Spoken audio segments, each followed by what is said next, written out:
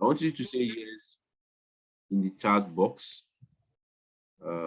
Quincy was telling us about how he's been generating massive traffic and how he has been doing so well to the point that he was able to make the Dubai trip, and not just for himself alone. He came with his partner, so that means he did double of what every other people did to qualify for the trip. So it means he did double. So the other people who came on the trip did like 70 sales. He did 150 sales to get 2 persons on the trip. So he came with his partner. And again, Prince also recently won the Lexus Challenge. So that's why we have him here. So I want him. So the reason why why I decided to say, okay, let's put Prince up to discuss and tell us how he's been going about his affiliate marketing business and how he's been driving those crazy results. So he was here last week and he was talking about how you can generate max traffic for your affiliate business. So we couldn't finish up last week. We could not finish up last week, so we decided to have a part 2 today. So he's going to just continue from where he stopped last week, and I think he's just going to talk for about an hour, and then we're going to use the remaining 1 hour for Q&A. So the thing is, if you're not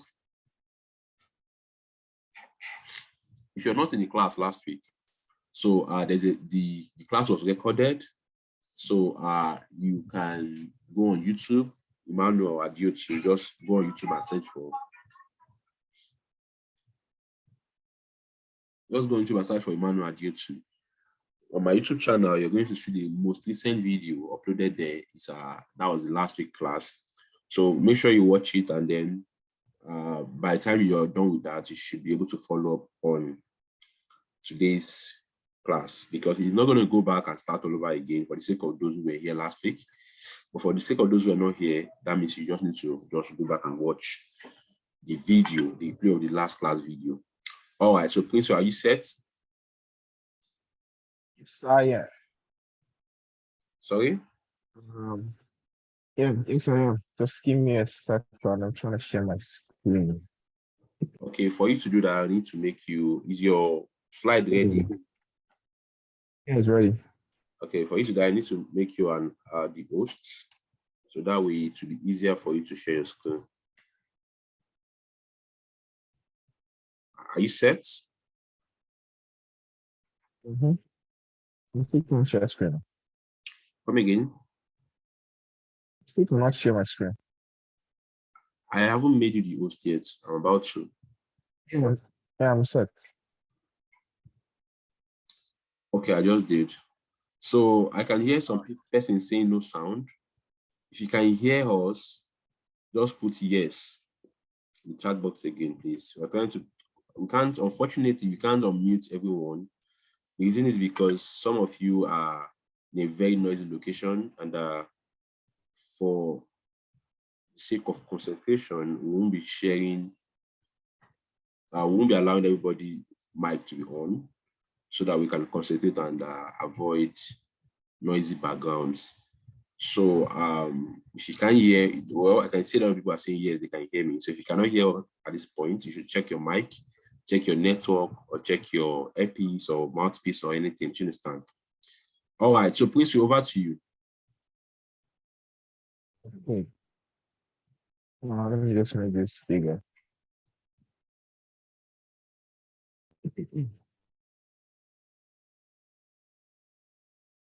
Right, ladies and gentlemen, welcome once again. It's nice to have you all here, all 232 of you on this call. Don't take you guys for granted. It's really, really amazing that you have come here to listen to what I have to share. All right. So last week, they say if you know watch part one of film, if you enjoy the part two. So you always guys watch the part one. So we started a very important conversation last week that was centered around the thing that you can do to make sure that you crush every sales goal that Expertnet puts in front of you, and how you can do this with paid traffic, right? And is just the essence of everything that we talk about from last week and leading up to now. And last week we went through all of that, and we just didn't have enough time to take some questions and answers. So what I want us to achieve in this part two is I wanted to throw more light on two things, right? Two things that we didn't exactly talk about. I don't feel like we talked about well enough in the last class, and that is that those two things are about measuring your data and more on setting up your conversion ads on Facebook, right? So those are the two things I want to just go over, and then the major part of this class is going to deal on answering the questions that you have. So in the last class, I basically went through all of this and showed you guys how to set up your funnel, how to understand. So this leads me to, the second, well, the first important thing I wanted us to talk about this week, and that was about measuring your numbers, right? So the thing about measuring, every data that comes into your funnel is that, with that information, you're able to make predictions, right, in your business. When I set out at the beginning of every month and I map out and say, look, this month, this is how much I want to spend on ads this month. This is my ad budget for the month. This is my goal for the month. This month, I want to generate 30,000 leads. This month, I want to do 17,000 leads. I can make a prediction and say, like, come what may, I am going to make nothing less than 150 sales this month. I can say that with a mathematical precision that shows that I have a good grasp of my need a pastor, a soothsayer, or an afar, or a imam to pray over my funnel to be able to achieve those numbers. It's pure science. I don't need to pray to God in the morning to make those sales. No, it is just pure science because I know that by the science of the conversion rate of my funnel and the science of how many leads pass through the funnel, I know exactly what the average number of sales I'm going to make will be. And I know this because I'm able to measure the data, right? And if you don't measure something, you wouldn't be able to improve it. You would just be like a pilot who's flying blind, right? You just messing with the controls, and whatever you see, you take. You don't exactly have a good grasp of what to change if you want a particular result. So what we talked about last week was when it comes to knowing your numbers, we spoke about conversion rates, recording your data, measuring and analyzing them. And from the questions and the conversation that ensued in the following week, and one thing I found out that is that many people they liked what they heard in terms of, oh, measure your data, measure your data, all of that, analyze. But then the practical method by which they're supposed to go about this, many people did not understand, how to really go about this. So because what I promised before this whole thing was that we're going to do a class that is going to be zero fluff, no mumbo jumbo, no too much story. We're just going to come here and share, give straight value. There's not going to be any, give you straight value of things that you can implement straight up, right? Just give me a minute to open a spreadsheet. So when I say measure your data, you know exactly what I mean, right? So there is no bigger, for me, Google spreadsheet or Excel spreadsheet is like the basic data collection measuring tool that anybody can use. It's really a gift, right? So let me use somebody on this call as case study. So somebody on this call, tell me just the first person who can type what product they are selling in their funnel. I'd like to use a specific product to go about this analysis. Okay, David has said he's selling 72 ID. So I'm going to use David's funnel as the case study. So we are in the next 2 days, we're going to be entering July, right? So this is July, and David wants to start measuring his data so that tomorrow David can wake up and make a mathematical prediction on his business and say, he can just wake up and tell his babe, like, look, babe, this month I'm making, I have my numbers and I know this thing. And he said, let's pray about it. He said, no, we don't need to pray. No, by virtue of my calculations, I know what exactly I'm going to get. So David says that, and people think that David is just proud. They don't know that David has done the jazz in the background, right? So David knows how many lead he gets per day. David knows, trying to measure the number of purchases he makes per day. David is also going to be recording his ad spend. David is also going to be recording the cost of what he's spending every day.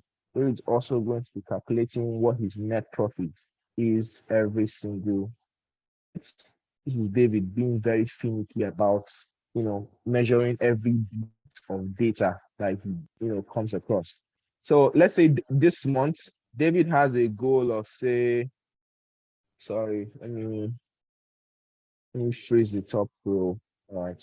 So this month, so we're going to make an assumption and go ahead and say David's funnel conversion rate is 1%, right? So this month, David has a target. What am I spelling off? Okay. David has a target of making. David, how many sales you want to make next month? Great type. Do I pick for you? Okay, so David wants to make 135 sales next month of the 72 IG. Oh, David, 20 sales. Come on, man. Can do that in a single day, bro. Please, no rookie numbers. Yeah. David wants to do 135 sales, right? So, and David knows that his funnel is a 1% conversion rate funnel. So, if we do the maths, right? So, I wish I could write like a calculator. So, okay. So David wants to make, no, Roland, David wants to make 135 sales in a month. So David knows that per day, he wants to, July has 31 days. So David knows that he's going to be able to do 135 divided by 31. He needs to do, let me make this approximate. David knows that he needs to do at least 4 sales per day to meet that target. So in June, right? Remember, the results you get in July is going to heavily depend on the work you did in June. Do you get? There's this quote I always abide by that says, a great day starts from going to bed early, right? So if a partner comes up and say, oh, we want you guys to go to Qatar, blah, blah, blah. So this is what you do. So, and from so date to so date, the race does not start when the challenge is announced, right? For example, David has said he wants to make, we've assumed that David wants to make 135 sales in July. So it means that in June, David must have started to lay the foundation of what he wants to achieve in July. And then in July, David is laying the foundation for what he wants to achieve in August, right? So that's how it works, because things that come into your funnel, you already know this, that they don't buy immediately, right? And we're looking at it that at least the people who are going to purchase immediately, the short-term purchases that you're going to get, at least within 30 days, you can be able to get all of them. Favor Emmanuel, so you can see my calculations. So I've not done any big deal here. I just broke down the number of sales per day. I divided 135 by 31 days. So now, to be able to achieve 135 sales in July with a 1% conversion rate funnel, right? David is just going to multiply 135 by 100, right? And so David knows that he needs to generate 13,000. He needs to have generated 13,500 leads, right, in June. And for him to generate 13,500, he needs to be doing an average of how many leads per day now? So that will be 435 leads per day. So leads per day in June. Right? This is me just breaking it down for you so you know how to think about these things. Sorry, my screen is too small for you. You just have to follow the sound of my voice. Let me try and see if I can zoom in on this thing so that it can be bigger. Okay. I think this is big enough now. So if David is going to be generating 435 leads every single day in June. Sorry, let's make this June. Let's make this June. We're going to drag this down. Right. Right. So every day in June, David is going to be making 435 leads. So this is how David goes about recording this thing. Please don't worry. What I'm just sharing with you is how to record your data. There's no big deal here, right? David is going to be recording, his data in this manner. I know that every day he's making at least 435 leads per day. When David makes a sale, sorry, I forgot to add revenue here. When David makes a purchase, David comes here and even though your Expertnet dashboard, measures all this data for you, but you have to understand that what shows on your dashboard in terms of the commissions is that's gross revenue. That's not exactly what you get to take home, because at the end of the day, you're spent on ads, you're spent on data, you're spent on your email service subscription, you're spent on a lot of things. So the money from Expertnet is just gross revenue. It's not your net profits. It's not the money that you can take home and spend. All right. So please, if you can't really see my screen, there's very little I can do. I think I've enlarged the screen to 125%. So I think you just follow the sound of my voice. You'll be able to catch on. I'm going to minimize this chat so you stop distracting me. Okay. And the product that David is selling, David says he's selling the 72 IG. So each time David makes a sale of the 72 IG, he comes here and he puts it down, right? So that's 31,250. Yeah. So, but let's say on a particular day, sorry, I'm very finicky about formatting. Let me just format this tonight. No, sorry, let me just format this properly.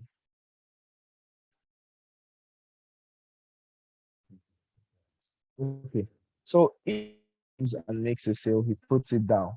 But let's say David makes 2 sales on the 1st of June, right? But one of those sales was, the lead just clicked his link and went to go and buy it, right?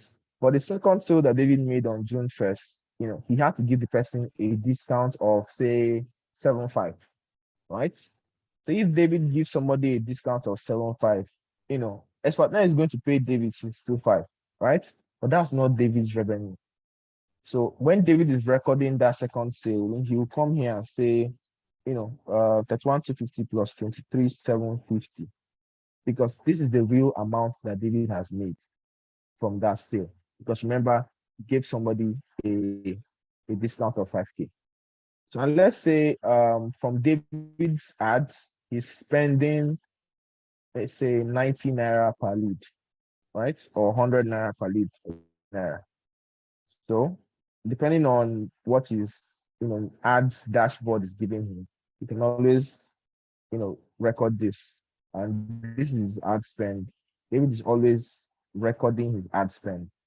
All right. And also, David spent money buying data for the month. Let's say he bought data of 5,000 naira.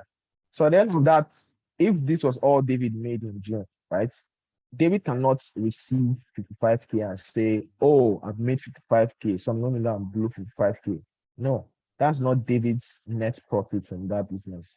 David has to take out what he spends on ads, what he spent on other business costs, in order to know the real amount that his business has, right? So he knows that he's running a profitable business. And what this recording of data also helps David do is that it helps David know that generate so amount of leads, right? In the previous month, this is the amount of money I can make in the in the subsequent months, right? So to calculate the net profit, David will just have to subtract this other costs from the revenue that he made.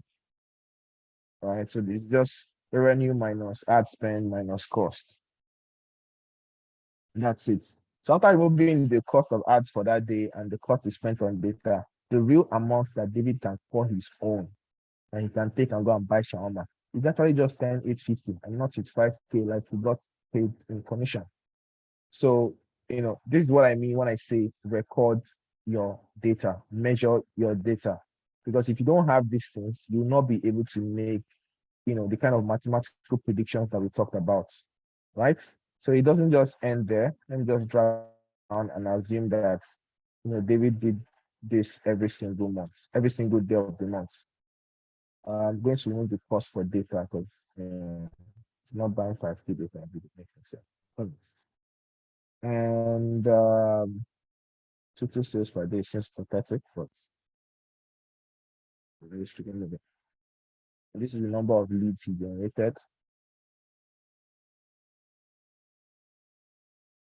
Just doing a sum so I can sum everything up. Right? What's fancy is happening here? Just doing a sum. All right. So it means that at the end of the month in June, right, with 13,485 leads, David made 62 sales, right? And he had 1.7 million in revenue. He spent 21K in ads. He spent 5K in other costs. And the amount of money he had to keep for himself was 486K. Now, if this was what happened in David's ever first month of advertising, and David wanted to say, okay, let me even try to understand what the conversion rate of my funnel is.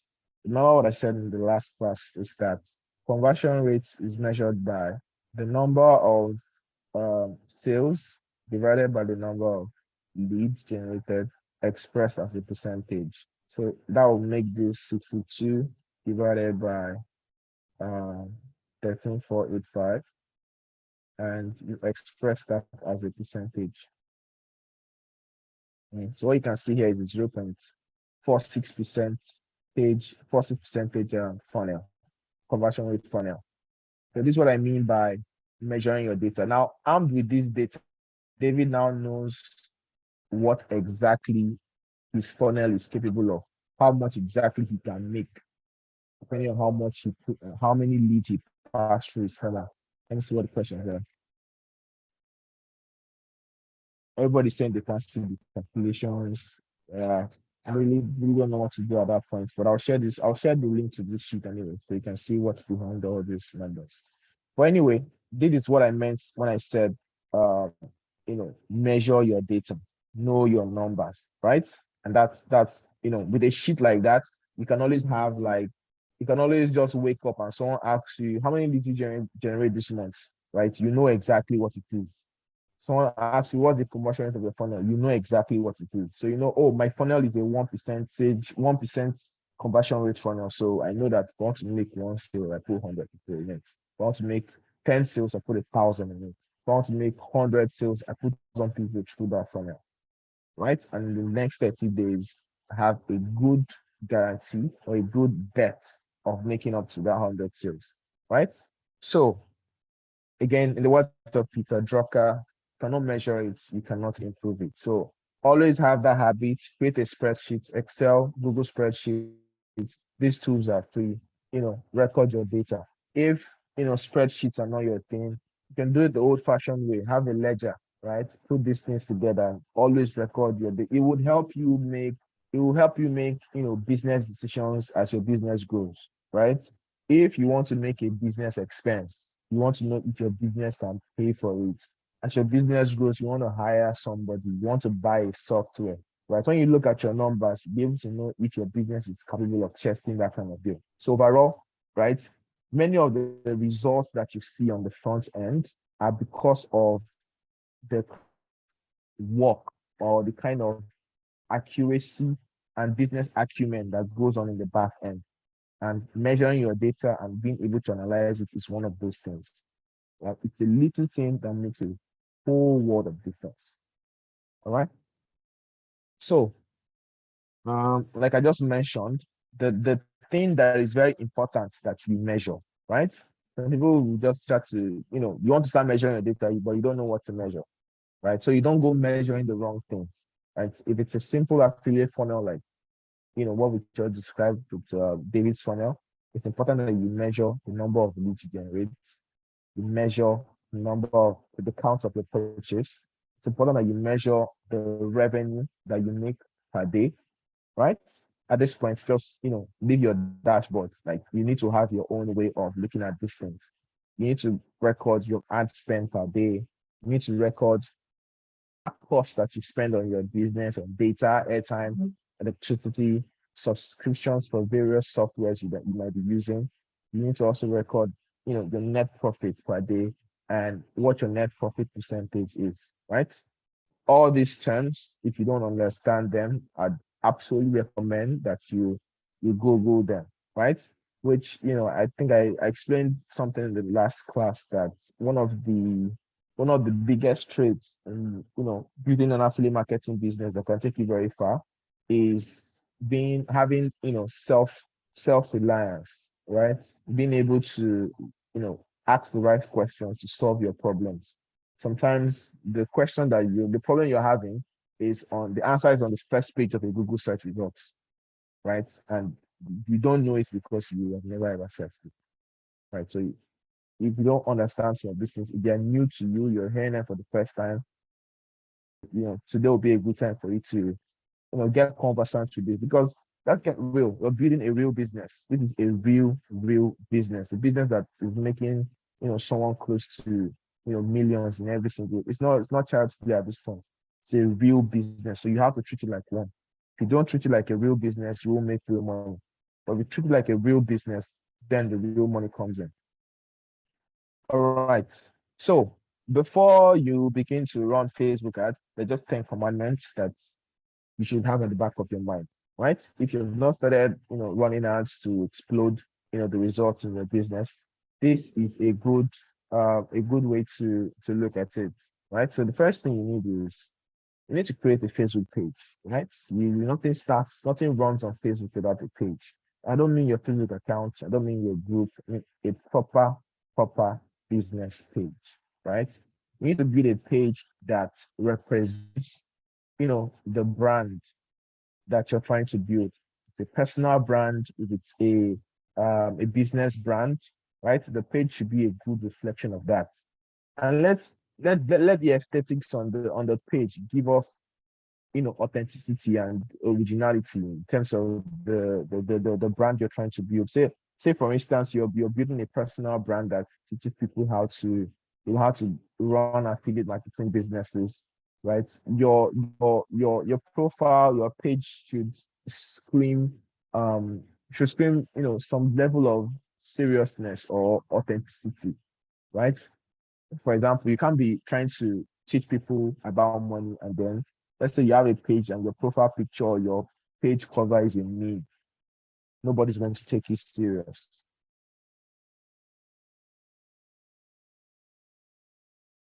Right. So the other thing is a business manager account, right? Again, your ad account and everything that you're going to do is housed under a business manager account, right? So you need a business manager account. And if you just Google those words, the Facebook Business Manager, you'll see how to create it. And the third thing you also need is an ad account, right? And once you create a business manager, you'll see the option to create an ad account under the same business manager and then add the page to it. So they're all like, brothers and sisters in one place. Then while you're creating the ad account, you need to make sure that the currency that you're creating the ad account in is in Naira. This if you're in Nigeria. If you're not in Nigerian, I suggest you use your local currency if that's available.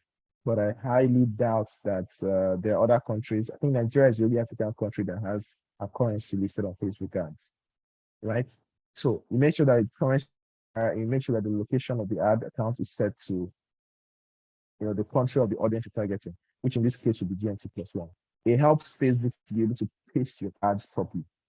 If you put America, Chicago is GMT minus seven, right? So we are our time zones are very, very different. So if Facebook does not know when people are sleeping in the country you're targeting, Facebook might just go ahead and spend, 40% of your daily budget when people are fast asleep. That's because you didn't set the GMT location of your ad account properly. So next is you need to buy a domain, right? Namecheap is a great place to start. It's what I use. I know there are tons of other options there, but Namecheap keeps everything pretty simple for me because in one place you can buy a domain name, buy a WordPress hosting, and buy an SSL certificate in one place. It just keeps everything tidy for me, right? And number five, get a WordPress hosting, buy an SSL certificate. And this is just so that your site is secure, right? If you're running ads to a site that doesn't have security, your visitors are going to be bouncing off, or that they'll be getting an alert that tells them that your site is not secure and you don't want that. Everything should cost you on Namecheap not less than $34, $35, right? Run about that range. To pay for this, I suggest you get a virtual dollar card. The Naira cards won't work, so don't panic. I think dollar payments have been absolutely disabled with Naira cards. So you have to get a dollar card from a local bank or get a virtual dollar card.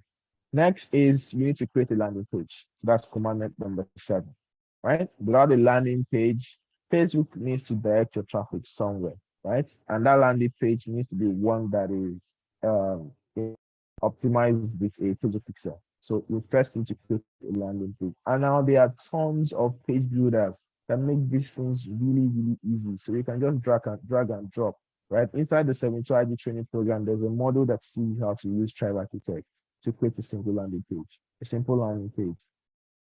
And if this is still tough for you, YouTube is a whole university of its own, right? So you can just go on YouTube and, just type the word how to design a simple landing page, how to design a landing page using Tribe, using Elementor, right? These are really simple page builders that anybody can do, right?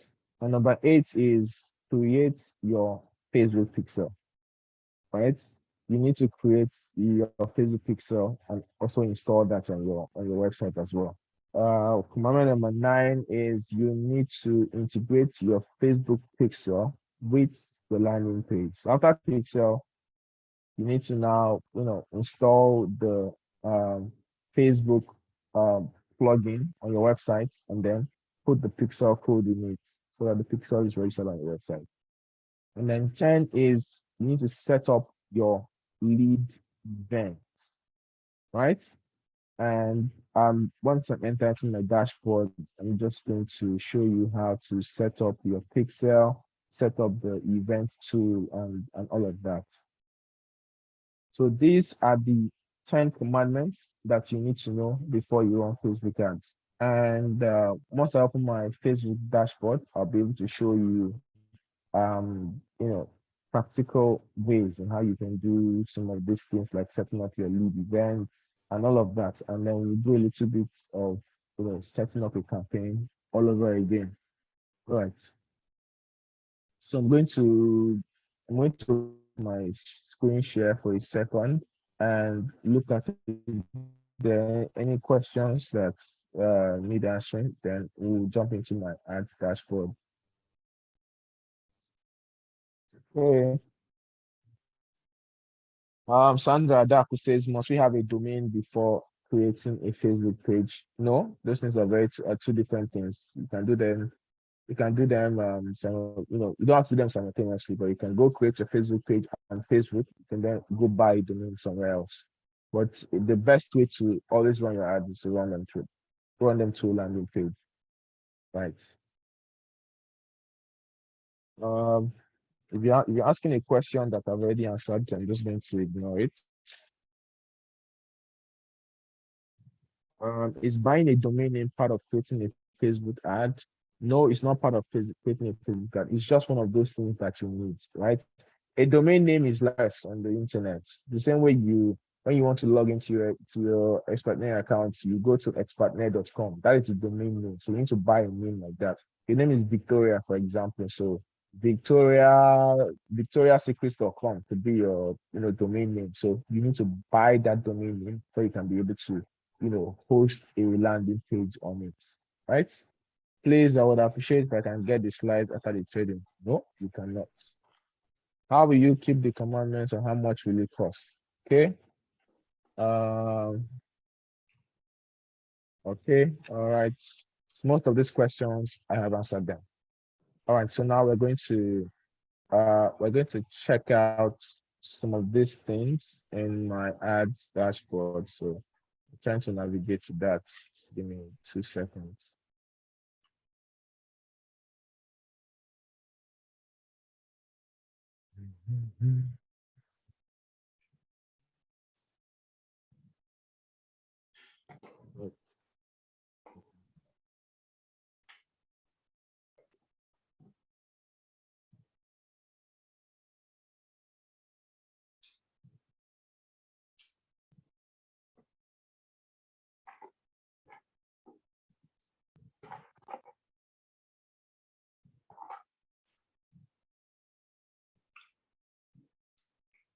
Right. The screen is coming back up in a second.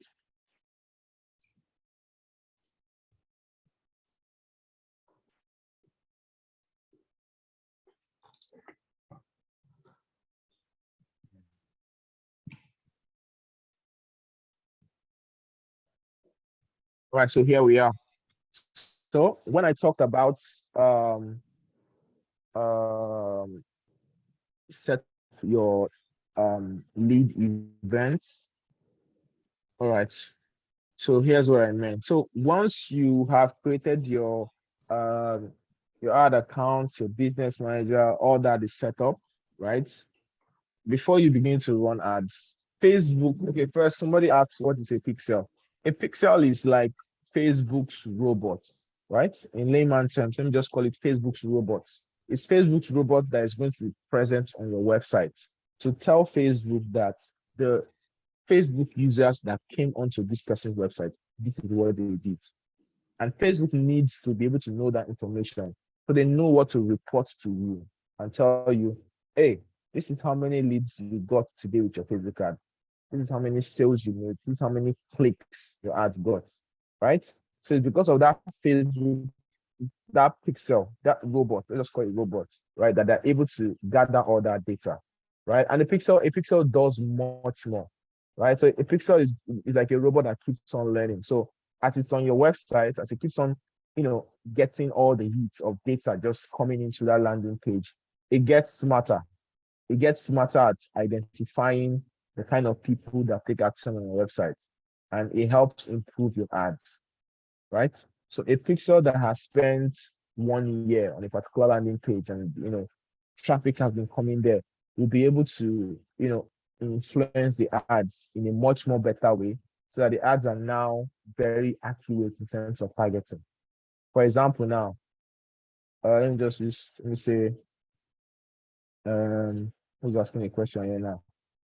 Sandra is saying, can WhatsApp be a landing page? I'll come to that. But let's say Sandra has a landing page that she has been using to run ads for a year, and her pixel has been installed, and then every day goes on, the pixel on Sandra's website will become so very smart, such that now Sandra's ads will now be better at targeting the right people, right? So to set that up, you come to this section called the events manager. And once you're in the events manager, I don't know what it looks like now because Mark Zuckerberg is always changing the outlook of these things. But anyway, we'll figure it out. Once you come to the events manager, you'll be able to see the option to connect a data source. right? And if I click connect to data source, because the pixel has already been created on this account, so I cannot create another one, right? Because it says you can only create one pixel per account. So for most of you here, you're going to be creating a pixel to be hosted on your website. So you just come here and click this option, you check this box and you click connect. And then you just follow the rest of the steps. I promise you it's not, it's not so difficult. It's not so difficult. And at the end of the day, you're going to get a piece of code, right? A piece of code like some numbers. And that number is what you're going to now put into a plugin that becomes, that becomes how you host your pixel on the website. So Sandra asks, can WhatsApp be a landing page? Yes, I would say yes, but I also do not recommend that because that is not the best way to go, right? The thing about running ads is that they're not supposed to be a short-term strategy for you. It's supposed to be a long-term strategy for you. So if you have enough money to spend on ads, why not build a landing page? Build data on the people who are best suited for your audience, right? And having a landing page also helps you filter your audience. Because imagine if for example, one thing is if you're going to take people like maybe 5 clicks or 4 clicks to get to your WhatsApp, right? The people who are spammers, robots, idle people, right, may not be able to complete all those steps. But if you take people one step from Facebook or 2 steps, pam pam, and they land on your WhatsApp, you're going to get all the junk and dustbin audience in the world in your WhatsApp, filling up your phone. And before you know it, your WhatsApp will start hanging. So a landing page, number one, it helps you filter down the audience. You get the best quality people at the end of the day. People who are taking time to watch an ad, read a landing page, take action, and then come on WhatsApp, right? And also a landing page helps you host a pixel. Like I improve the performance of your advertising overall, right? Sorry, need to get some water.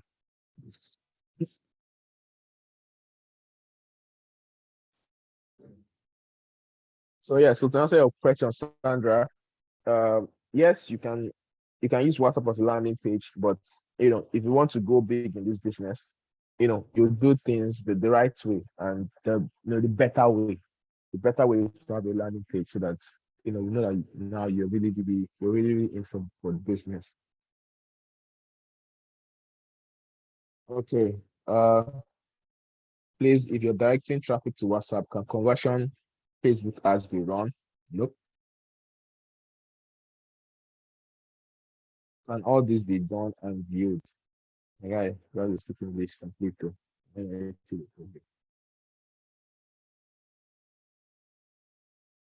Um, so I think what you're asking here is how can you integrate your email service, marketing service to your landing page?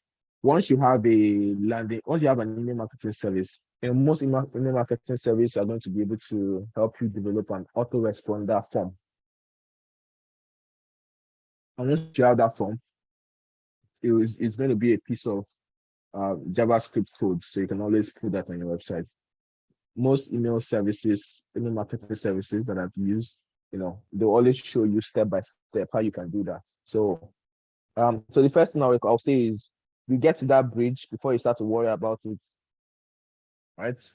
Don't worry about it until you have to worry about it. So first, get an email marketing service. I recommend BreadSend, right? Get one first, and then you start to mess around and know how to install, autorespond. To use this next section to go over setting up a conversion campaign. And as we go on, that we'll be taking more questions. So now remember what we're saying about David, right? David wants to be able to generate 435 leads per day so that he can have up to 13,000 people at the end of the month, so that in the following month he can making 4 sales per day, so that he can go to Qatar for the World Cup. All right. All right. So create. So David comes on Facebook, he clicks create. Like I said earlier, you know, to be honest, a lot of people do a lot of stuff, but I have tried most of these things and argue with me and tell me, oh, Prince, we do a traffic campaign, I do a lead generation campaign.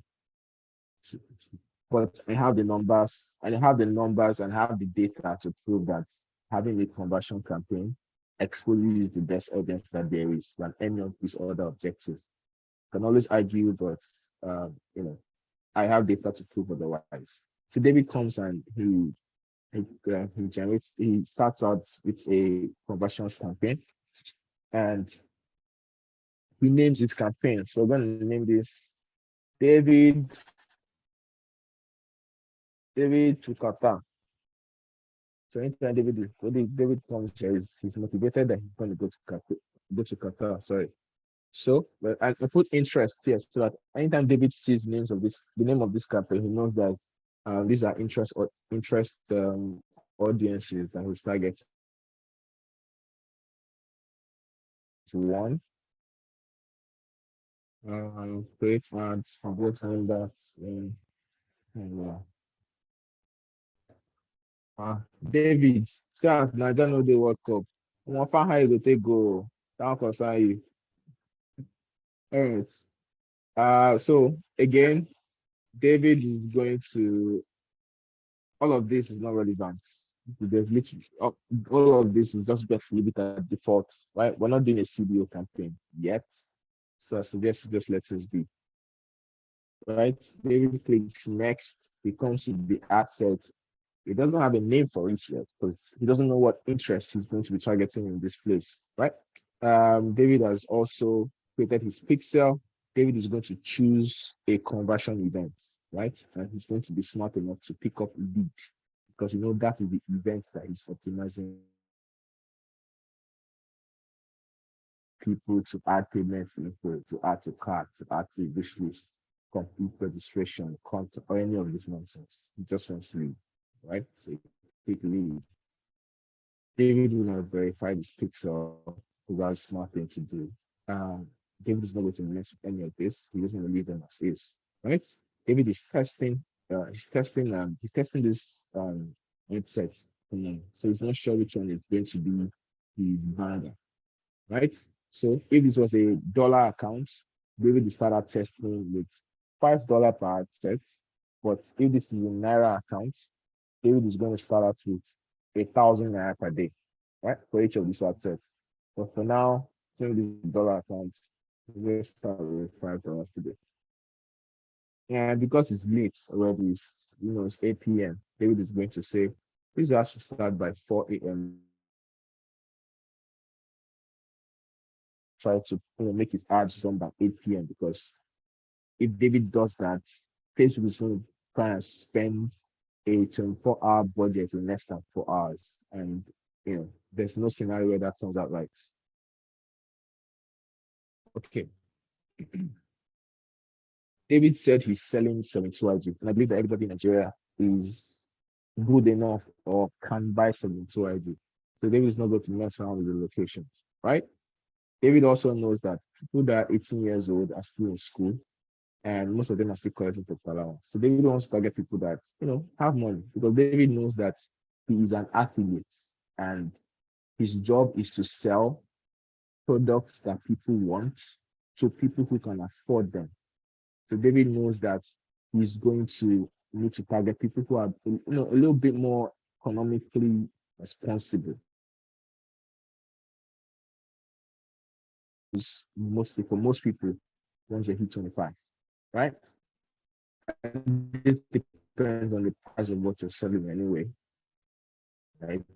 Selling stuff that's less than 5K, 10K, you can always drop this age limit down. I always recommend starting out at 25K, 25 for people who are a little bit older. For products that are a little bit more expensive, sorry. And then know that the product he's selling is, it's not gender based, so all genders can fly.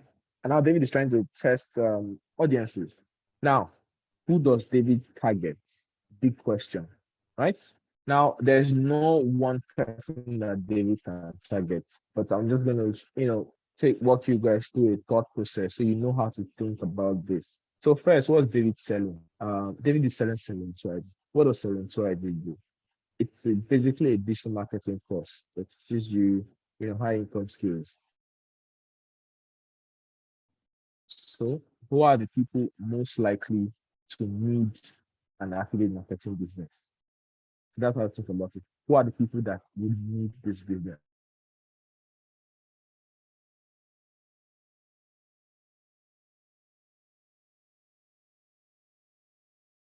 So they're looking for something they can do on the side, right? Uh, what's so just start thinking of jobs off the top of my head. I'm thinking of bankers, all right? I'm thinking of bankers, so I'll just write a banker there. So an interest came up is banking. So with this, I have a good chance of targeting people who are bankers. Hmm. Now, David is going to take a look at the audience size and see this is the estimated audience size. People. One thing that David wants to have at the back of his mind. Michael Sherburne is asking me what of marketers. If you target marketers, you are going to be preaching to the choir. You don't want to be a pastor and instead of facing the congregation, you are facing the choir. They're converted. They're trying to sell ice to an Eskimo. Won't work. All right. So you focus on people who need it, not people who are already in the niche. You'll be preaching to the choir. Okay. So David also knows that he doesn't want to set up his ad such that the ad set is just going to be have very few people in it. So he wants an ad set that is going to be really, really, really, really large. So that's why as he chose banking as an interest, he also took a look at the audience. I'm not going to burn through this audience like in 2 days or so. So it's a large audience. 10 million is a lot. I recommend starting from 1 million. And this is 10 times that. So it's a good benchmark. So David is going to keep on scrolling down. And hey, now this question. People like to mess around here and say, oh, I don't want my ads to show here, there, this, that. So until you have data to prove that the right place to um, show your ads, the best option to do is automatic placements. Okay. Now, David asked me a question. He says, can we add more interest here so that we increase size? Now, the way I want you to think about this is as you're setting up your campaign, you want to know the audience that is giving you the results. If I came here now and after banking, I put small business. I put what again? Finance. So now you see there are 4 interests here: banking, finance, entrepreneurship, small business. Now, if tomorrow this asset starts working, right, and I'll take advantage of this, I can't exactly tell which of these interests is giving me the results. That's why I always recommend single interest asset. So when it starts to work, you can now say categorically that banking is what is moving for you, finance is what is moving for you, entrepreneurship is what is moving for you, right? The only time I would recommend, starting up interest is when the interests are all around the thing, right? So let's say I want to make this particular ad set about people who look up to the richest man in the world.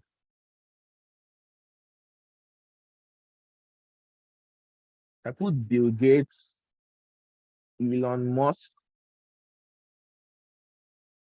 Elon Musk, Jeff Bezos. Now, this particular ad set now, it now has a theme. The theme is now top 3 richest men in the world. I don't know if I'm wrong, but I think these are the top 3 richest men in the world, right? So I know that, I'm targeting people who are interested in the top 3 richest men in the world. So it makes sense because these are now interests that are under a team, right? But if that's not what you're trying to achieve, it's just better to have single interest assets and just choose single interests that have a large audience. Keep it simple, right? Choose single interests that have a large audience. For example, now if you pick banking, I'm not going to come and pick uh 5K people. I'm not going to pick that nonsense. I'm going to pick banking, which is the bigger audience, right? And it has over 10 million people. So keep it simple. Choose a big single interest for each ad set. So you can always, say categorically when you look at the data that this is what was working.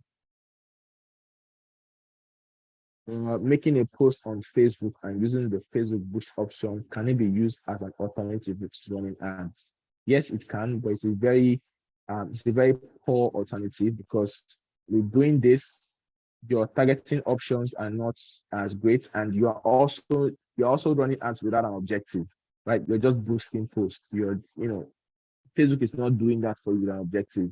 But when you create a campaign like this, you're telling Facebook what you want. Like you see in the beginning part where we're setting this up, we told Facebook what we want to optimize for lead. Who are just going to read the post and move on. Facebook is going to show the ads to people who are most likely to click and who are most likely to become leads. Now, one thing that a lot of people do not know is that Facebook knows everybody that is on Facebook, right? The algorithm knows everybody that is on Facebook. Now, if you set up a campaign and say you want engagements, there's a certain corner of Facebook that they will send that ad to, because Facebook knows the people that don't have work, that their job is just to be liking and be leaving comment, liking, and Facebook will show it to them. Now, if you put up a campaign objective and say you want sales, you want purchases, Facebook knows the corner of Facebook where these are the people that have money that will click an ad and go and buy, right? Facebook knows the quality of its audiences. So when you also tell people that, look, I want leads, right?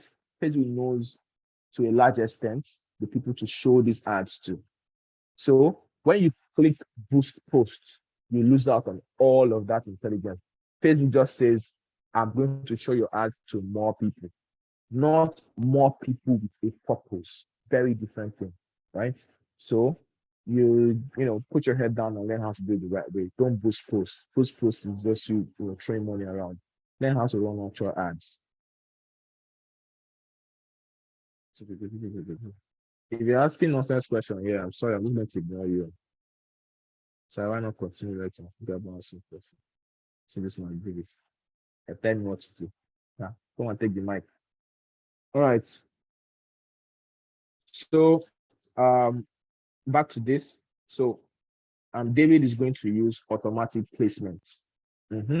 Because right now, if you choose manual placements, it means you want to decide, which of the Facebook platforms where you want your ad to show you. You want it to be the regular Facebook, Instagram, Audience Network, or Messenger.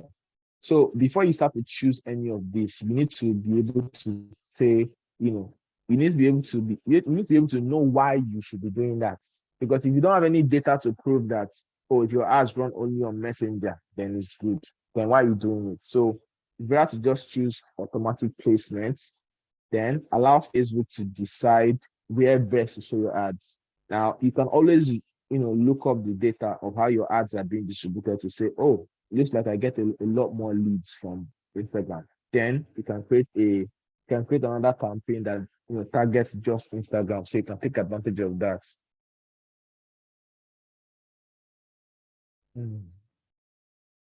Okay, so now that's that's basically all about the ad set level. So now that David has picked his banking interest, so now he can change the name of the banking ad set to banking.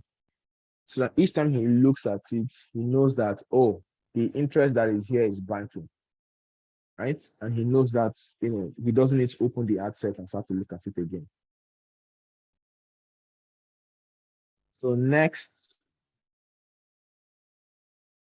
David is now going to attempt to create the ad, right? So he's going to come pick up the Facebook page, the Instagram account. He's going to create the pick his Instagram account that he wants to use for this.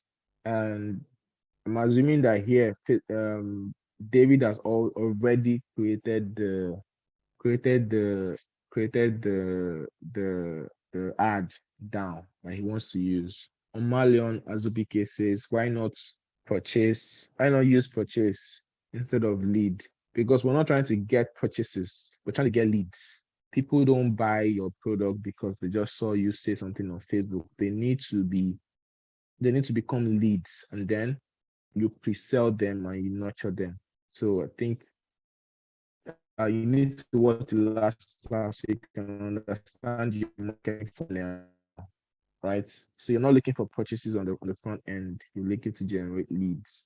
And one of the things I described in the last class was the fact that when you are writing the copy for your ads, right, you should one of the things that make people not run ads or don't last very long when it comes to running ads is for the large parts, a good number of people do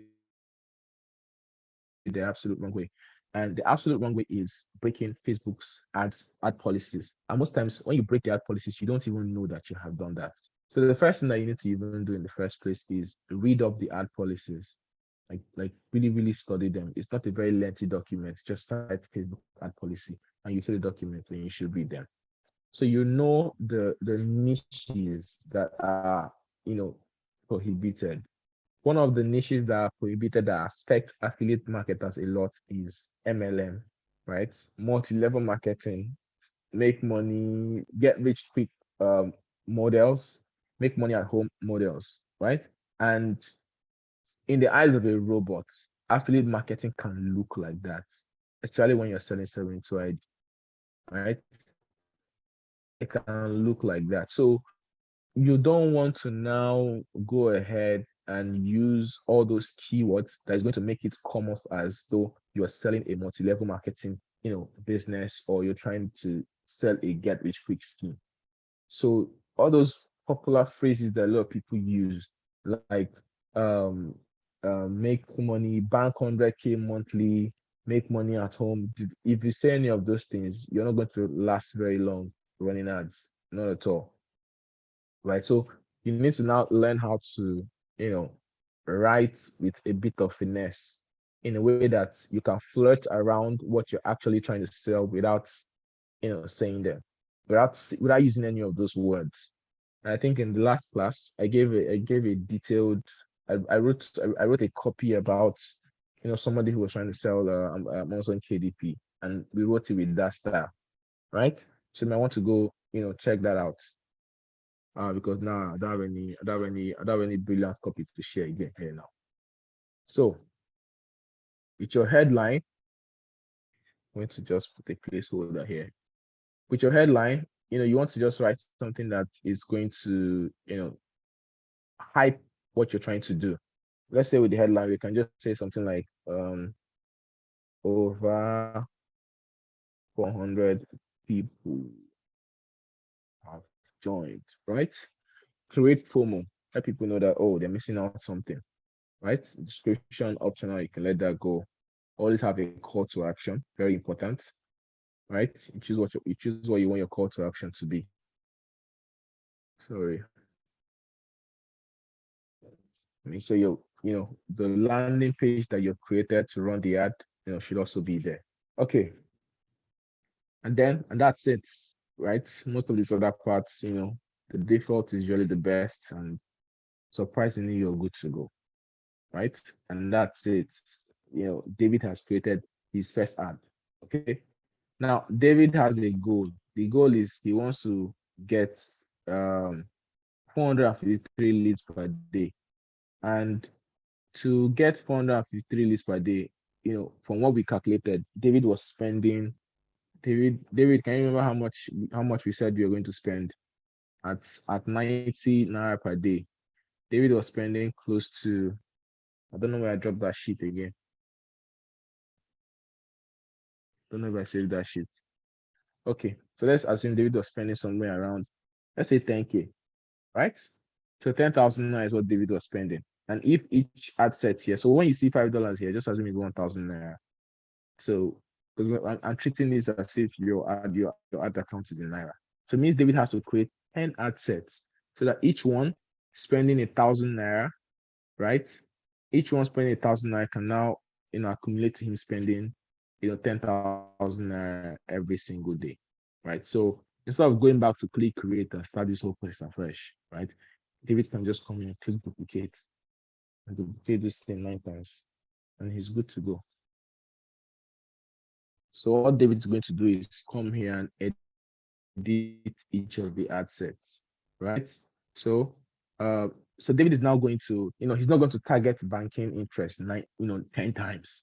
Now David has to now think of other interest that he can use to, target his audience, right? And this is where, David is going to, think think like psychologist. Is that the word now? David is going to think like a psychologist to understand the people,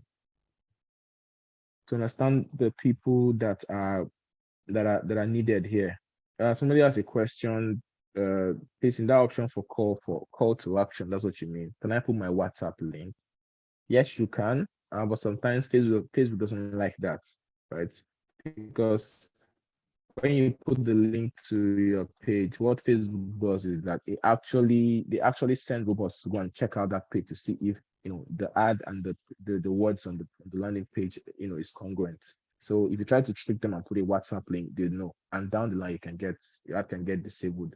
So please, my point is, if you have money to spend on ad, right? If you're at that point where you want to spend 10, 20, 30K on ad, please just do the right thing and get yourself a landing page. Your entire result in the next 3-6 months will be better for it. All this shortcut of running ads from Facebook straight to WhatsApp is what you do when you don't know better. But if you've listened to me, it means you know better. So you should do better, right? The people who you are envying at the top, that is not what they are doing. So try to do what they are doing, right? They're not running traffic from Facebook straight to WhatsApp. They have a landing page with a pixel installed. They are saving their data. They're building their data. They're targeting audiences better, right? And they last longer running ads. So when you do all those shortcut things, so you try to use your WhatsApp link as the web link, at the end of the day, I mean, you can argue with me, but you won't last very long.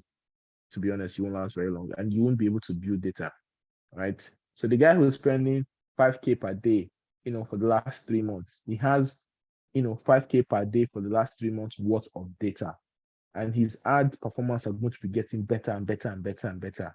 But you that is doing WhatsApp link, you are throwing money down the drain because any money you spend has gone. There's no pixel gathering the data on that money that you spend for you. So please, if you have money to spend on ads, it means you can definitely afford the websites, and you should. So back to David's thinking as he's Steve, you can't hear me. I mean, I don't know. I can't even tell you what to do to hear me because you won't even hear that. So I'm just going to leave you to watch the recording later. Okay, so now David is thinking about the people that he's going to target. He has targeted people who are interested in banking. So we're thinking again, who are the people that need to learn high income skills that David needs to target? All right. So David is thinking, okay, target bankers. What are the next group of people? So people who want money, right? They want money. It means they don't have money. They don't have enough money, and they don't have enough money. What are they doing? They're probably borrowing money up and down.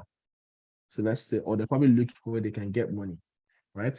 It's most likely people who are interested in credit. And once I put credit, I can see a lot of options of things that have to do with credit. I see credit cards, right? That's a good option, right? Credit cards, a credit card is something that you use to spend money you don't have to be able to pay bit by bit. So that's a good option too. So this is how you think about interests that you should target.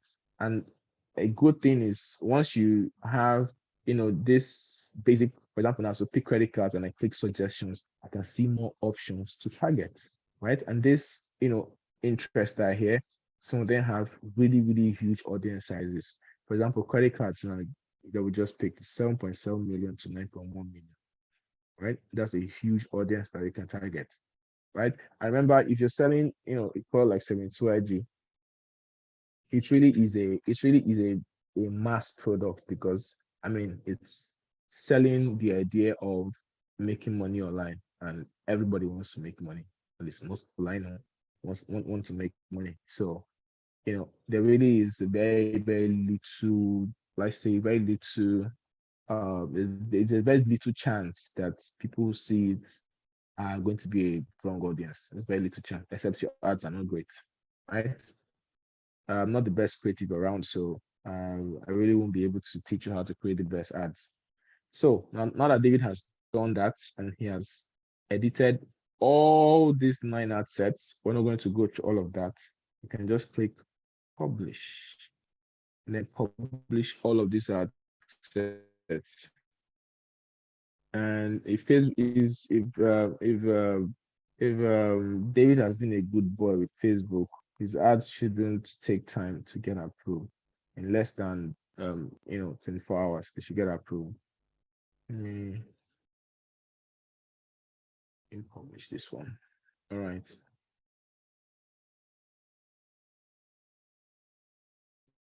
Trying to publish all these ads.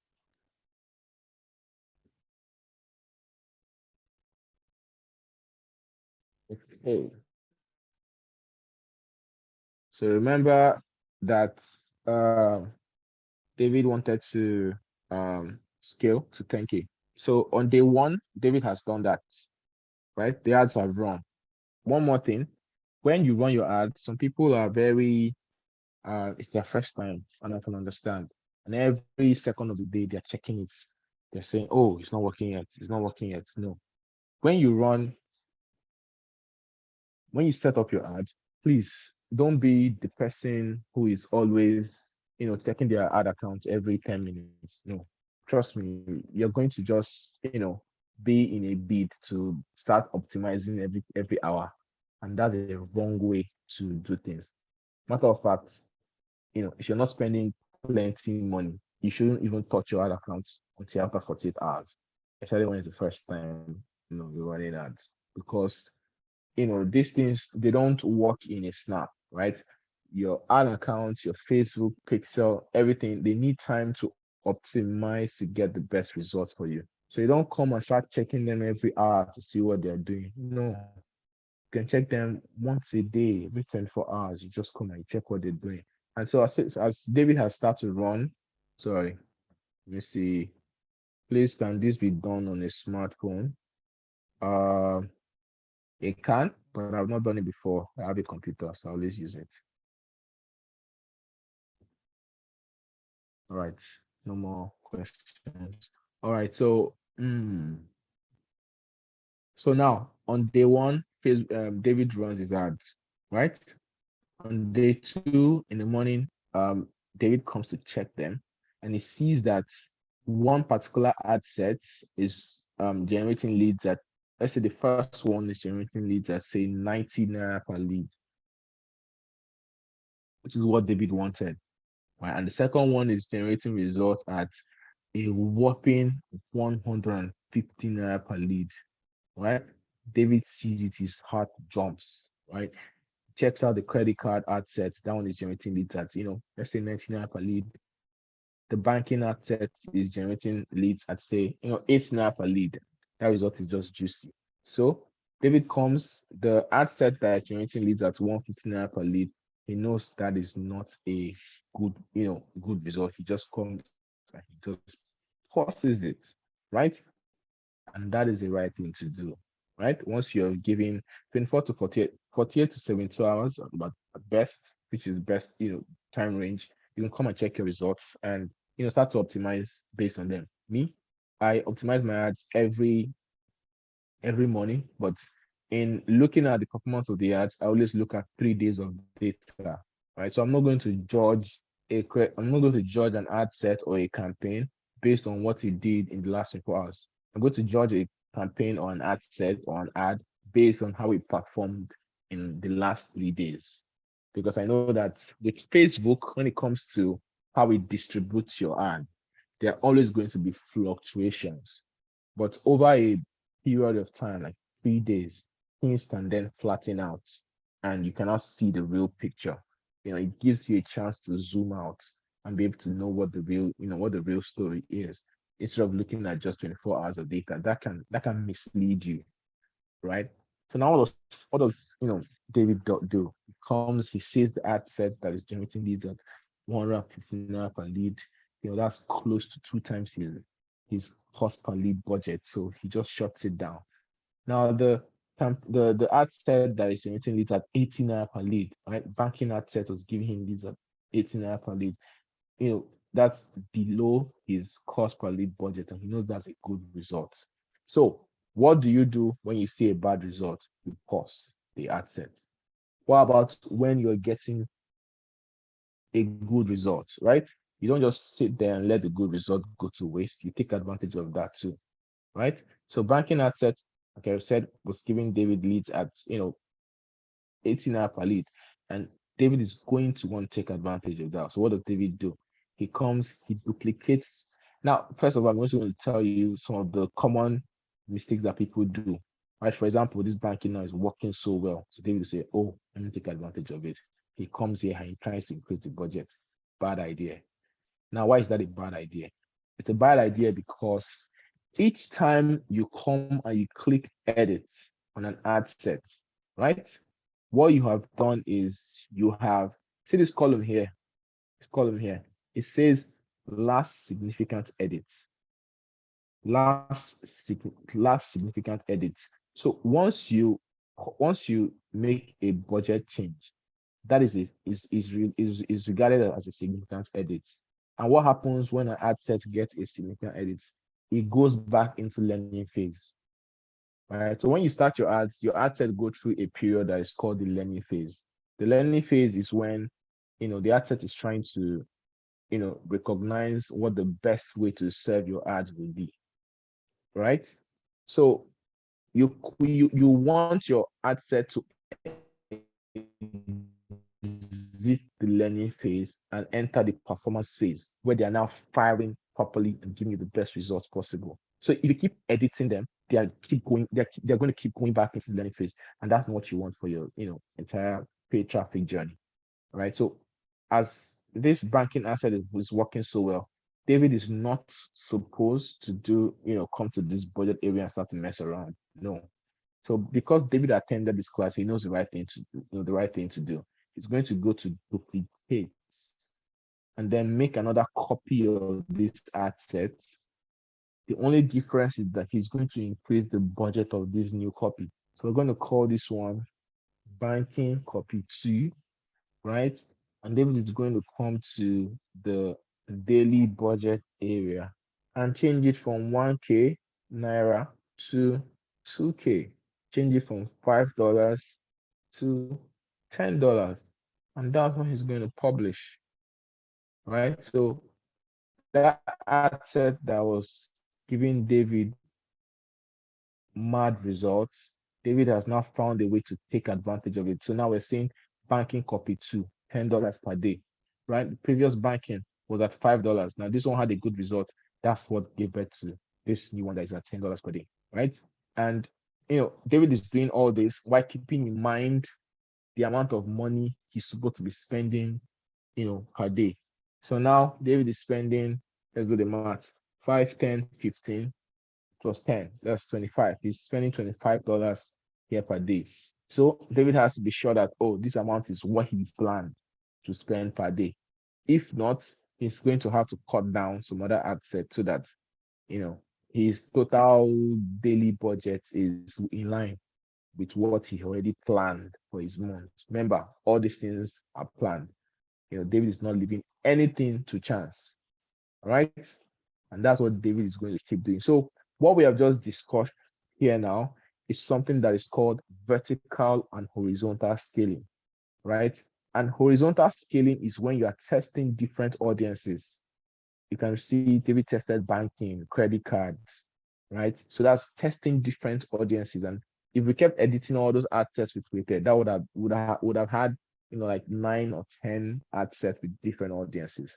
That's vertical scaling on the vertical plane. Sorry, on the horizontal plane, right? Scaling on the horizontal plane, testing new audiences.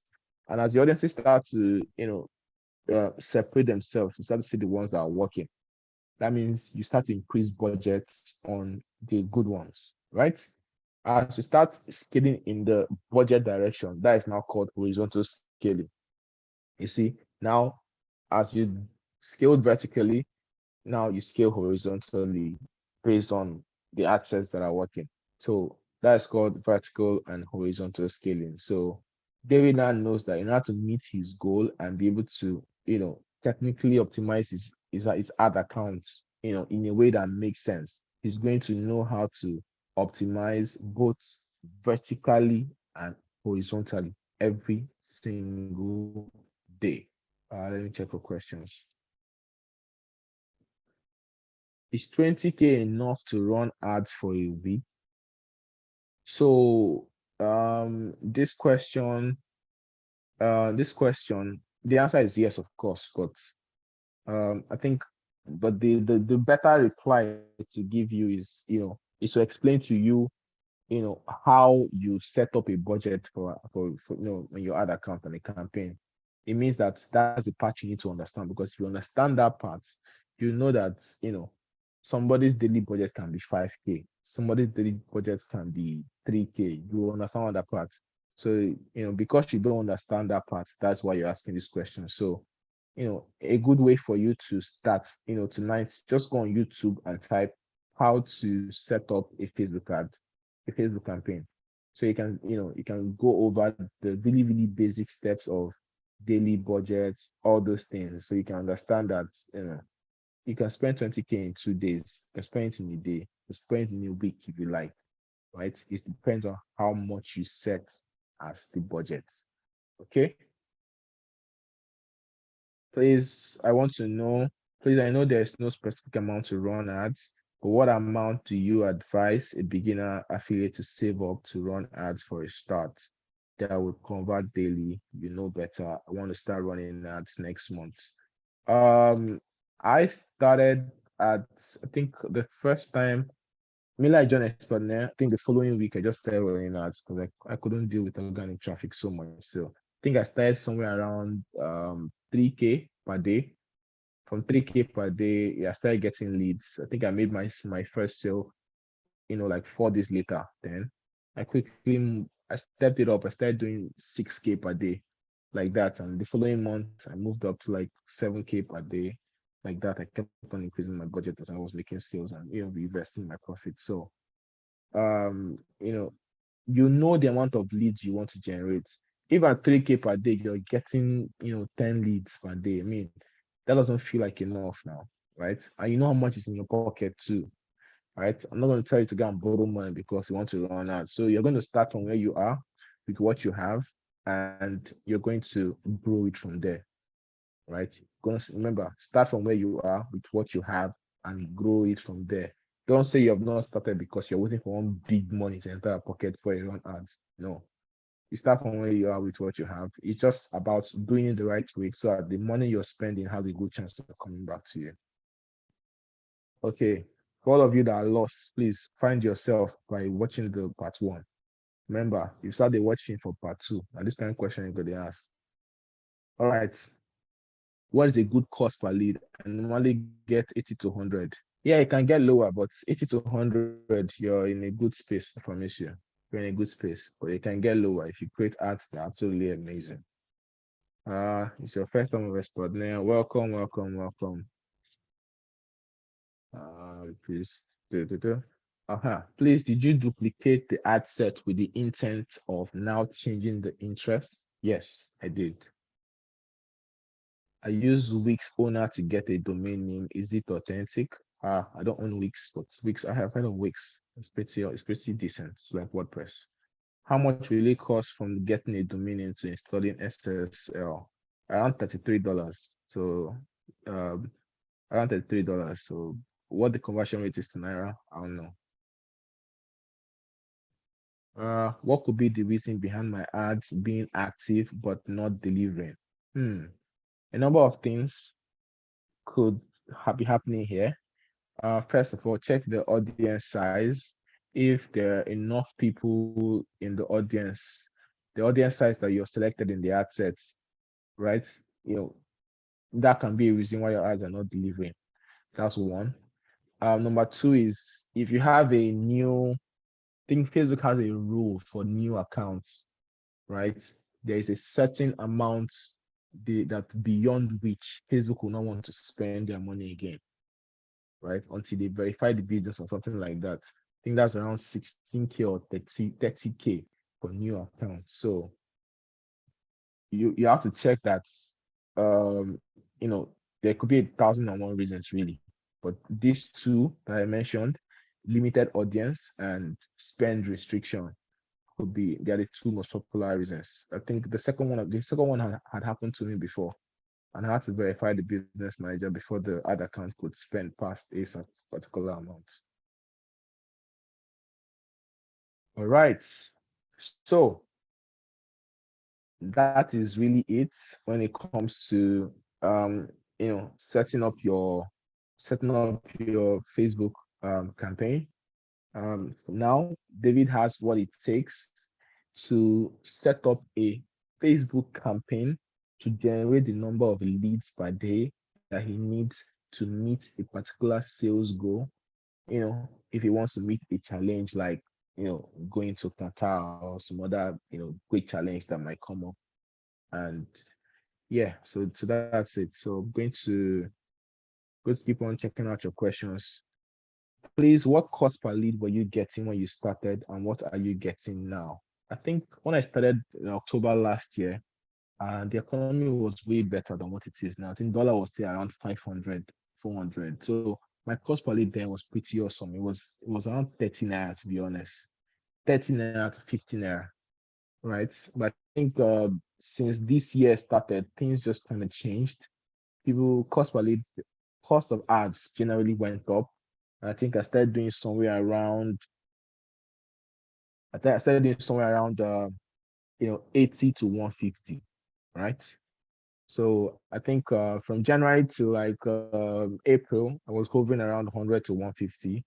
But with the ads I'm running now, I got better at creating better ads. So now I think I brought it down to like 90 to 120. So 90 to 120 is where I currently am. And, if you're looking to optimize your cost of the lead, your cost per lead, you can use that as the benchmark.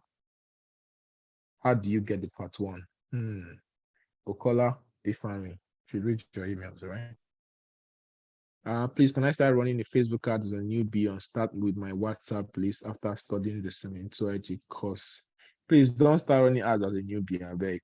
Before you say you don't blow money, you don't start running ads as a newbie. You need to study and learn some stuff first. You know, start with organic traffic so you can know how your funnel works. You can know what you're doing at each step, right?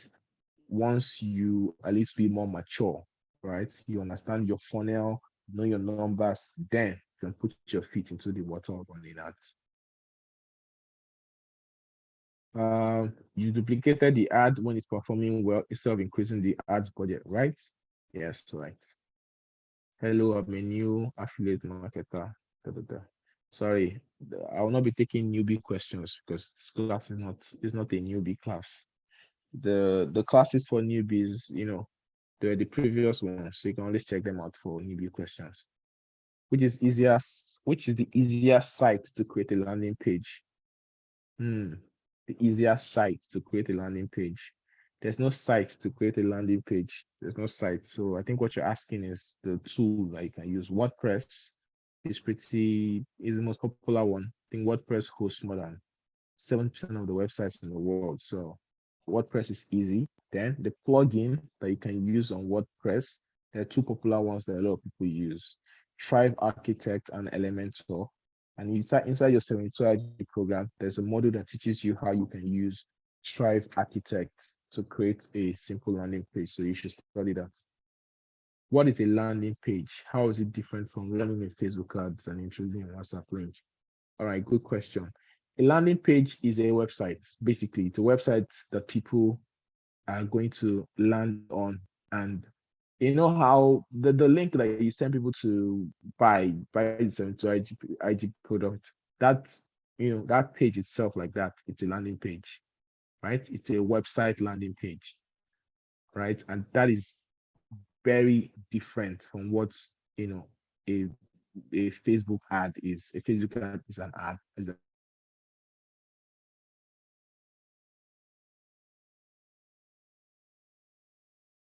Right? It's not a page that people can actually read or see anything.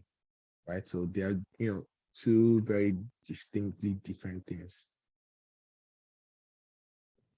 As a newbie, please, what's the best method to use? Running ads or having a landing page? So these two things you have put together side by side here, they are not this or that. They are not this or that. But as a newbie, I won't say you should jump into running ads yet because that's not something you know. That's not something you know how to do or you know how to use. So just let it be. But you can invest in having a landing page and then drive your organic leads through it.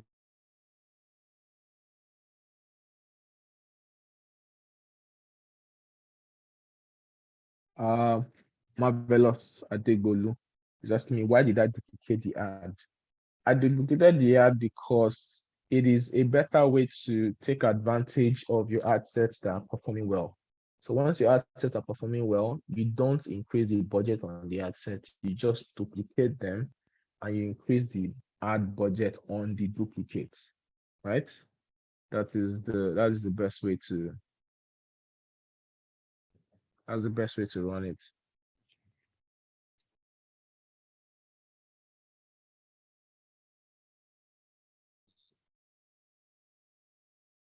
Mm. So the campaign I created for this example, I just deleted it because they might compromise in hard times. Okay, so 23 new messages. When you duplicate, do you turn off the lower budget one? Ashad, this is a very brilliant question. The answer is no, right? So there's no reason to stop something that is already working, right? Let's say you start to create, you start to expand horizontally, you create 10 assets at 1K per day, and all those ones are working. There's no need to stop them, right? Don't don't mess with something that is working, right? You leave the one that is working and then you try to create another one that will work too at a higher budget. So the ones that are working, the lower budget, just let them be, right? All these people that ask me if you can do this on your phone. No, I don't know what to tell you because I do all this things on my laptop. My phone is just for WhatsApp. You know, please let all of us be serious here, I beg. How do you want to do something as complicated as this on your small Samsung?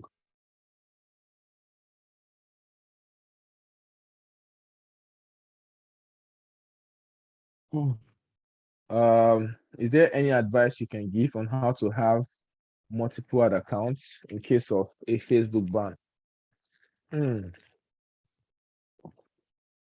So Zube, I'm going to give you an advice that I charge almost 100K for. So the first thing that you do, and if you're listening, um, pay good attention. I likely will not go over it again. So when Facebook bans your account, right? The first thing that you do is you you find out why. You'll see the reason for the ban, right? You find out why your ad was banned or your ad account was banned. And one of the reasons that your ad account might get banned is because of you contravened one of the policies, right? If you are doing your ad looks like MLM ad. So first you study the ad to figure out why did this ad get flagged. So put yourself in the shoes of, remember, all these ads that get banned, it's not a human being that's doing it though, it's a robot, right? It means that there are keywords or things that you said in your ad that make your ad that makes Facebook look at your ad and say, oh, this person is trying to run a get rich quick scheme, you know, product right here on Facebook, and we're not going to let that happen. So there must be something in the words that you have used on both your landing page and your copy that is giving off that vibe, right? So there's something in your landing page that is giving off that vibe. So you need to like, take that out. That's one.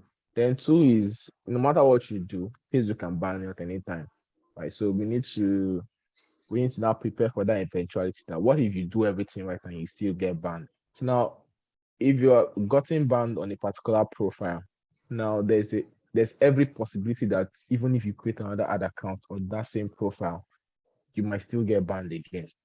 All right. So what I try to do is to navigate that is, for example, I use Google Chrome browser, and with your Google Chrome browser, you're always going to have like a profile. So if I log in my Facebook account on this profile that I'm using now and it gets banned, what I'm going to do is first things first, I'm going to clear the I'm going to clear my cookies, right? I'm going to clear the cookies on my browser and remove every cookie on that browser. Then I'm also going to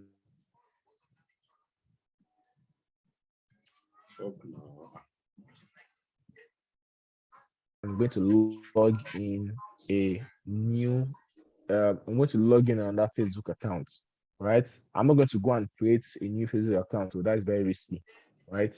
I'm going to I'm going to speak to my dad or my mom or my brother or my sister or my girlfriend and get their Facebook account and log that into a new profile.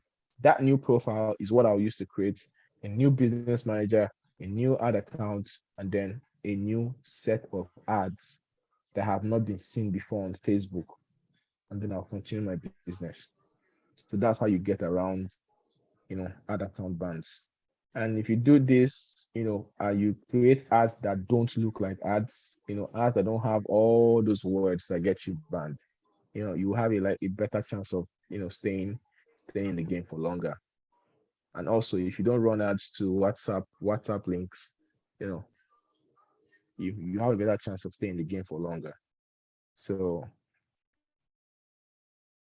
thank you, Jonathan. All these people are running ads in this comment section. Okay. Um, Okonkwo Chioma, please, the part one, check your email. It must have been sent to you, or just go to YouTube, type Emmanuel Adiotu, check his YouTube channel. It's the last video that he posted. So, hello.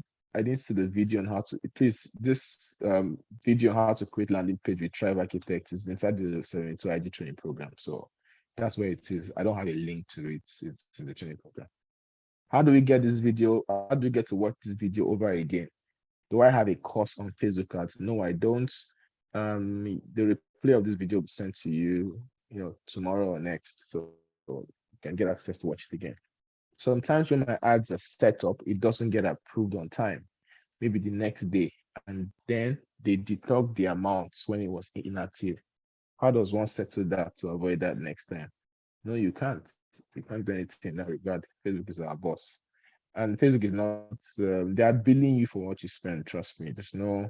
There's seldom a time they will overbill you. So what I'd say is, in the beginning, as a newbie, when you're running ads, as a new account, that's what I mean. When you're running ads, your ads might take a longer time to get approved.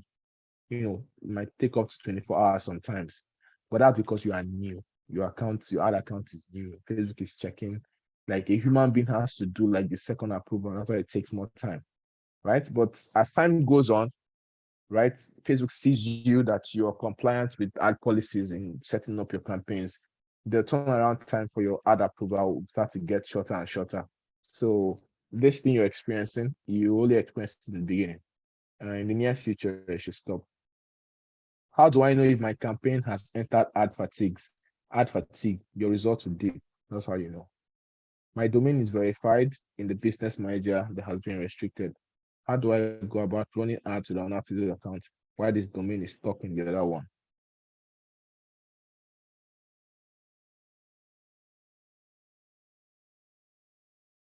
That you cannot verify it in the new business manager. Is there anywhere this topic is covered in any way in the 72 IG training?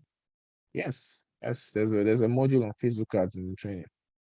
Can I do these things you showed me on my phone? You can't. You can't. Maybe you can, but I don't think. If you use your Chrome browser and you do desktop view, maybe you can. Maybe you can. Maybe. Just maybe. How do we have organic traffic? Sorry. I'm not the guy to talk to for organic traffic. I'm a paid ads guy. Do you have a class you teach people Facebook ads? I have seen a couple of your ads on Instagram. Da da da. I'm surprised. If you saw my ads on the front page, not be me. Somebody is trying to rip me off. So please, you can send me the link to that page so I can have it reported. How long is the best time to monitor an ad set before concluding it's not working well? 48 hours is best. Jonathan, Joe, 48 hours. Sometimes when my ads are set up, it doesn't get approved on time. You guys not repeating your questions. Okay. Roland, you are being nasty in your comments, so I'm going to ignore you. Do you have a course? No, I don't have a course on this. I might soon, but right now I don't. Okay. Just send messages. What objective is better when running ads? Conversation or traffic? None. None of these two options you mentioned. Conversions is what I recommend. Especially when you're trying to run, I assume you're trying to generate leads. So campaign objective should be conversions. Then ad set should be optimized for leads. You can do any other thing. What I've told you is just like, the best way that I have experienced. Do you consider Facebook to be the best platform for paid traffic? Are there other alternatives? I consider Facebook to be the best platform for paid traffic. Yeah. There are other alternatives too. There's YouTube, right? And I would say Facebook because surprisingly, Google runs ads on Facebook, but I don't see any Facebook ads on Google. But Google runs ads on Facebook. That should tell you something about the platform. Yeah. YouTube is also a great place. Google search is also a great place too, right? I run YouTube ads myself. It's also a great place. The quality of leads you get on these platforms, you will not be exposing yourself to different, to new audiences that are not Facebook users. How do you get a new Facebook account when your account gets banned? I just explained that, so we're not gonna go over that again. I didn't get your answer on where to direct our landing page. I don't understand that question.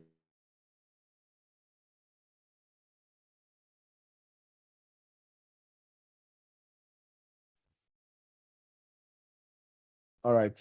So, um, um, above average, say what if you don't have brother or sister? What do you want me to do? You want me to give you my own sibling? Do you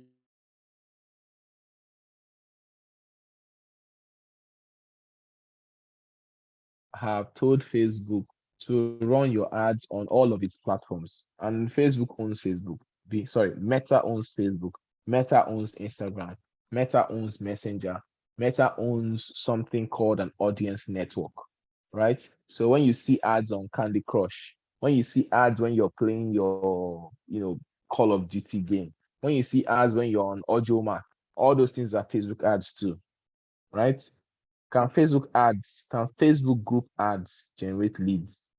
Facebook group ads that's not paid. I don't consider that paid traffic. So it's not my forte.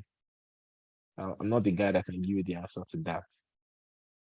Each time I run ads, I notice I get leads. They are not ready to buy. They keep saying I'll get back to you.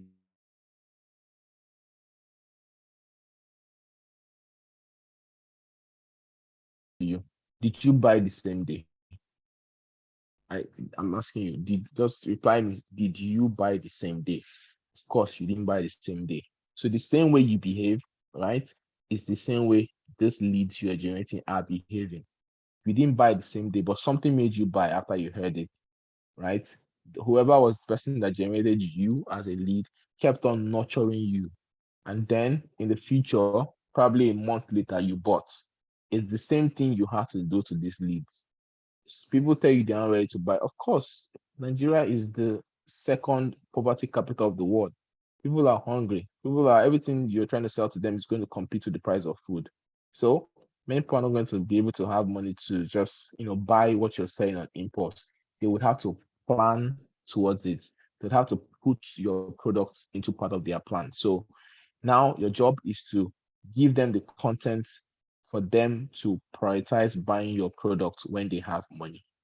So the fact they told you they're not ready to buy, that's a legitimate, reason for someone not to buy. It's because they're trying to stack up the cash for it. So that doesn't mean anything bad. So it just means that you have to do a lot of work to nurture your leads. If you run ads from your ad account, how can you be collecting data like email and WhatsApp number? So what I do is that since you're running the ads from your ad account to a landing page, on your landing page, right, what you now have to do is the call to action button, right? The call to action button is where you are going to put the link to your WhatsApp. So when people click that link, they can go to your they can go to your WhatsApp to get. So if you want to collect emails, right, what you can do in this case is it means that you must have an email marketing, service provider. I recommended BirdSend in the last class, and what that means,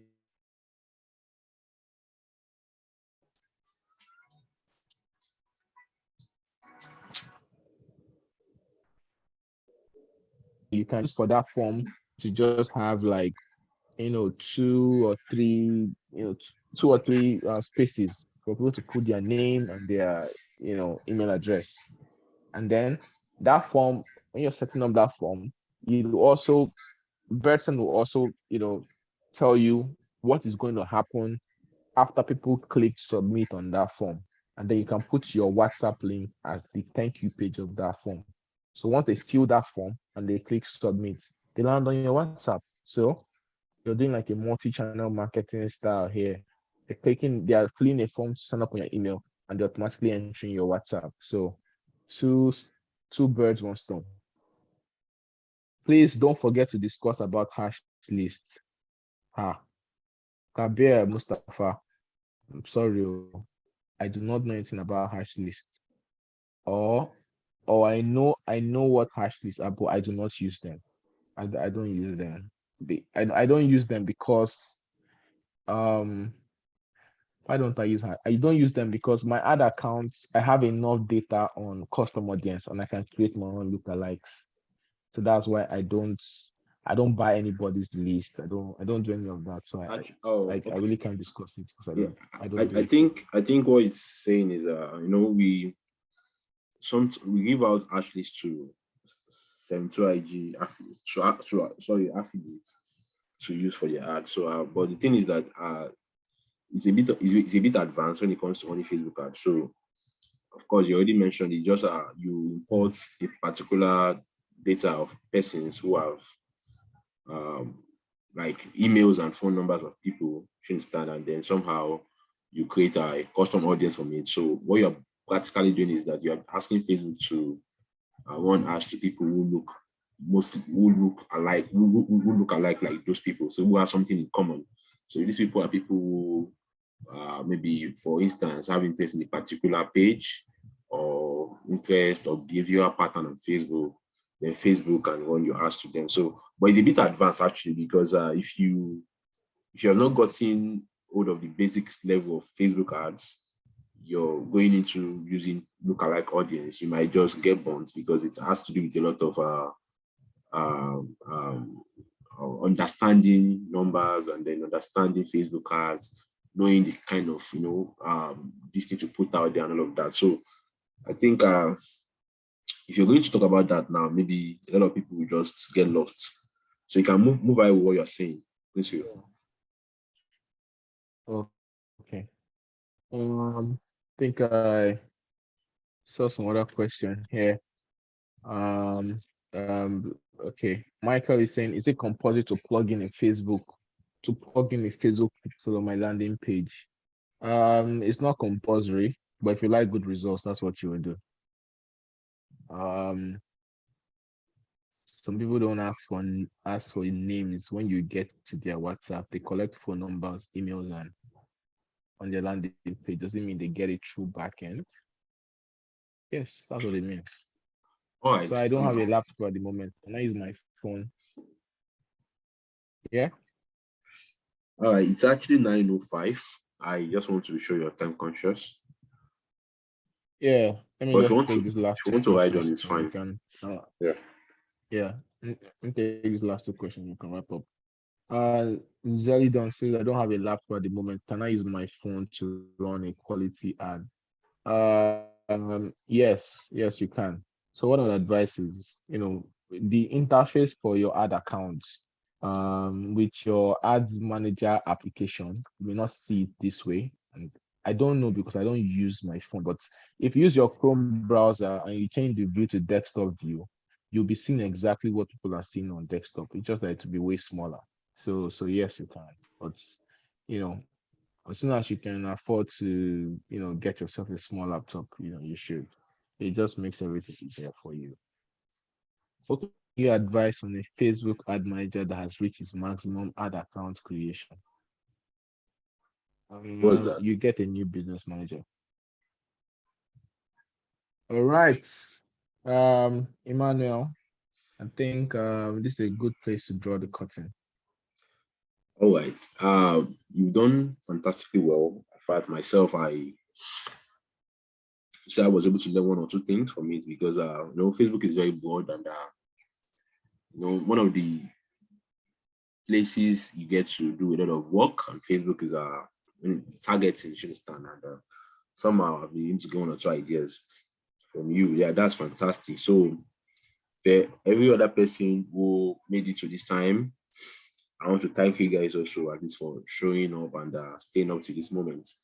Well, the point is, I can see some persons have been coming and then they kept coming and they kept coming, like they kept joining these classes and somehow I'm not seeing some of you implement what we've been taking, like what since the past year plus we started having this mentorship on Zoom here. Most of you do not implement. And the point is, the truth is, see, there's practically no amount of trainings you want to get that'll be useful if you do not implement them. See, one of the basic things to this thing is as this implements the little things that you've learned. I see some person saying if I need to gather 50K, 100,000 and so on, as no. I started running Facebook ads in about 6 years ago, and I could tell you that I started with like at least 500 per day or 700 per day safe here. So these days I could run ads and put 50K, 100K per day. That's because I know my numbers. Obviously, I know I was going to get those money back. But the point is, you should just start right away. And when you start, do not give up for any reason. You have to be very consistent with it because as there's a saying that goes this way, it's just constant practice makes perfect. So there's no amount of Facebook, whatever we're going to say here that will make you become very good at it if you do not implement. And there's something about implementation. So when you begin to implement, it gives you, in fact, you tend to learn faster. You tend to learn faster because it is now you doing it. And sincerely, sometimes when we're having this kind of class, sometimes the speaker comes here to really want to give out everything he knows, but just one way or the other, it kind of omits one or two things. And those things that he omits, it's not that he doesn't want to talk about them, but it's just a normal thing. So you only get to find out those things when you start implementation, and it's very fantastic. So I know some of you here are already looking at how to implement, which is very fantastic. So I think next class we're going to be talking about urgency, why you should, add urgency to whatever offers you're making. So I'll be looking for all. Do you guys have a perfect topic we should talk about in the next class? If you have a perfect topic if you want us to talk about in the next class, you can comment it on the, you can put it out in the comment section. How is this fine girl? Can't see your name. Well, this looks like Lekki Conservation Center. Okay, Precious Iwebu. Oh, okay. Thank you for showing us your picture. All right. So, okay. So someone was talking about sales closing, organic traffic. Okay. So the thing is, here's what we're going to do. So if you really enjoy this class, you're going to go on Twitter and tweet about it. You can tag Espana, and then tag me at Emmanuel Adiotu, and then tag Princefield at Princefield Chuka. Abi, am I getting that? Chuka, is that your handle? Yeah, you can tag like Emmanuel at Emmanuel Adiotu. You can tag Princefield, then you can tag Espana. So then you can also under the comments that okay, this is the topic you want us to talk about next week. So the comment with the highest engagements is what we're going to bring up next week. All right. So I was thinking about using urgency to, you know, I was actually thinking of course talking about urgency next week. But if you guys want us to discuss something else, it's fine. All right. So thank you guys for organic traffic. So thank you guys for thank you guys for making it to this class, and we're going to see next week again, the same time. Hopefully, if not me, we'll be having another speaker, and then maybe on Sunday, not this Sunday, upper Sunday, we're going to be bringing up our 4 Lexus winners on the Twitter space, where we'll have them. I think we're going to have like make it 2 parts, part 1 and part 2. So the first part, like the first Sunday, we'll be having about 2 of the Lexus winners, where they're going to tell us about what they did in particular to win the Lexus challenge. And then the upper space, we'll be having something like that again. And then this time around, if you're coming to attend this the space, I want you to come fully ready, because I would also be doing some giveaway. I'm giving out some t-shirts and maybe some, you know, some face cap and maybe hoodie, should stand on the space. So if you're game, you can please, who are the Lexus winners? Okay. Well, our speaker Princefield is one of the Lexus winners. Caleb,